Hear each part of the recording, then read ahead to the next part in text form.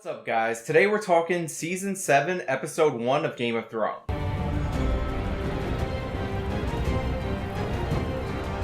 Chances are if you come to this channel, you don't come here for TV show reviews, but I really like Game of Thrones. I want to talk about Game of Thrones, and if you're not a fan of the show, or this isn't the kind of content that you want to watch, then it's labeled very clearly, and you guys can feel free to click off. That being said, going forward, I am going to review Game of Thrones week to week, and sometimes like today, I'll do it alone, and sometimes I'll bring in people to talk about the show. Alright, now that we got all that shit out of the way, let's get into the episode. So at the beginning of the episode, we see the army of the dead marching towards the wall. Now, if you've been watching since Season 1, you know that they're moving very, very slowly because they've been marching towards the wall since the end of Season 1. However, we did find out from Jon Stark that there is magic in the wall that actually prevents them from crossing it. So until those spells are broken, they can't actually invade. So the shot of the army of the dead walking is really more of a reminder for the audience that this is a looming threat and eventually they will get there, but it's not likely that they'll get there soon. Speaking of approaching the wall, Brynden Stark actually made it to the wall and he is now with the Night's Watch. Brynden Stark is like the only character aside from possibly Littlefinger that knows Jon Snow's real origin. So him coming back from beyond the wall as the Three-Eyed Raven is potentially a big thing for the series. One of the next big things that we see is Arya Stark after her assassination of Walder Frey. She's actually posing as Walder Frey and she invites all of his sons for a feast. Of course, Arya, being the badass that she is, poisons all of his sons. And then she tells one of his daughters that winter has come and the North remembers. Now, as epic as this event was in the show, I do have to take it outside of the context of the series because this scene actually caused a lot of leftists on Twitter and in social media to dub Arya Stark the symbol of the resistance. The problem with that, of course, is that this is the same left that talks about how Republicans have violent rhetoric, how Trump is going to cause violence by tweeting out memes of CNN. But the symbol of the resistance to Trump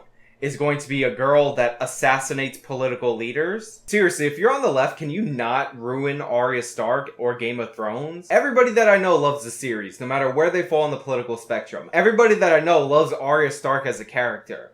Can you not make a political issue out of her? Thanks, I'd appreciate. Now, after that, Arya decided to go south because she wants to assassinate Cersei Lannister. And she bumped into a guy along the way, and it was an awkward cameo that a lot of people pointed out. I personally didn't notice this because I don't know a lot of singers or people in the music industry, but a lot of people pointed out how awkward and clunky it was. And on rewatch, I definitely noticed that this dude's singing was like on a different audio track. You know, because he's a singer, so he has to sing in the show, but he has to sing really good in the show, even though they're soldiers just fighting a war. I'm not sure about this, but I think that the reason why this guy got a cameo in Game of Thrones is because the actress that plays Arya Stark really, really likes him. And I know it bothered a lot of people, but I didn't really notice it. And like, if you're gonna do a cameo, make sure it's a minor character that I don't really notice, and we're good. Anyway, speaking of Cersei and the Lannisters and King's Landing, we actually get a shot of Cersei on the world map, talking about how they have enemies on all sides of them. She mentions as a comeback in her little argument with Jaime Lannister that she's the queen of the Seven Kingdoms, and Jaime points out that she's the queen of 3, maybe 4 at best, since all their enemies are rallying against them. And just a quick refresher, the North is under the rule of Jon Snow. Daenerys is approaching from the sea. You have the Tyrells who are angry that Cersei killed all the people in the Tyrell bloodline, and you have the Dornish who are against the Lannisters. So Jaime points out the circumstances that the Lannisters find themselves in. He tells Cersei about the assassination of all the Defrays,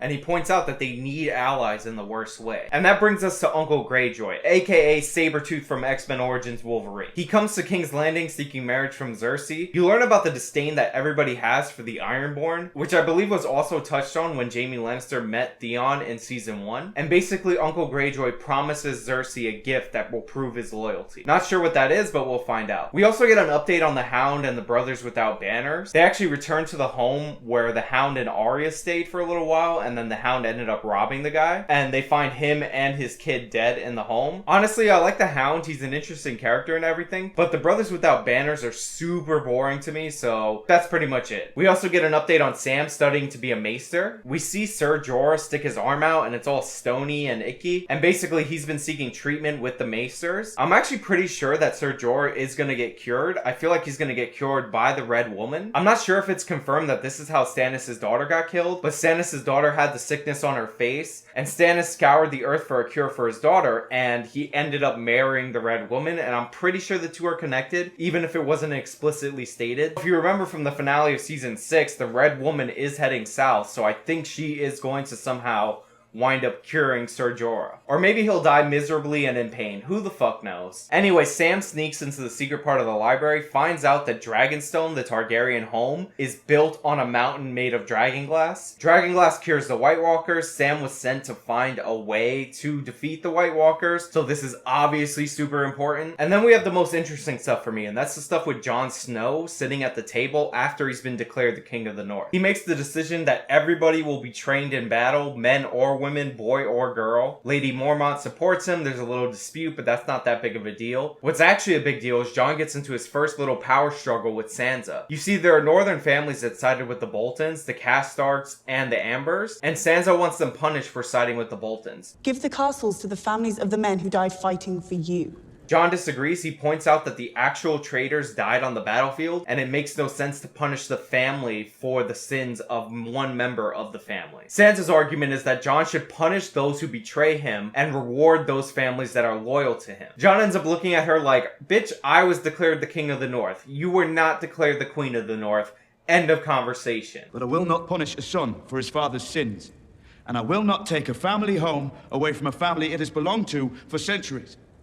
That is my decision, and my decision is final. And we get the Castark and the Amber kids swearing an oath of fealty. Now, the reason that this is a big deal is because Littlefinger is aligned with Sansa. And if you remember way back to the beginning of the series, Sansa didn't really care for Jon Snow, and Sansa was always the Stark the most interested in power. She actually talks about how much she learned from Cersei Lannister, and Cersei Lannister does not get undercut. Also, this could be the first step of Jon Snow falling into the same exact trap that Robb Stark fell into. If you remember, the reason why the Castarks betrayed the Starks is because Robb Stark executed the head of the Castarks for killing Lannister children. So we know that the perception that you don't reward your allies and that you cater to your enemies has really negatively impacted the Starks in the past, and it looks like Sansa's aware of that, but Jon is just acting like Ned Stark. He's noble. Which, by the way, now that I think of it, it's not only what got Ned Stark killed and Robb Stark, it's also what got Jon Snow killed when he was at Castle Black. So I'm not really sure how long the King of the North is gonna be a thing. That being said, there was an important line in the episode where Jon Snow points out that dragonglass is more valuable than gold to the North right now. Which brings us to Daenerys Targaryen. Daenerys actually lands at Dragonstone, her ancestral homeland, and I believe this is the first time she's been there since she was a child, if not ever. The scene is super quiet in terms of dialogue, just a building score to underscore how epic this moment is, because we've been waiting since the very beginning for the Targaryen invasion to happen, or at least since the dragons were born. So it's a really epic moment. There's not a lot of dialogue until Daenerys goes into the war room, and then she's ready to start making her strategy.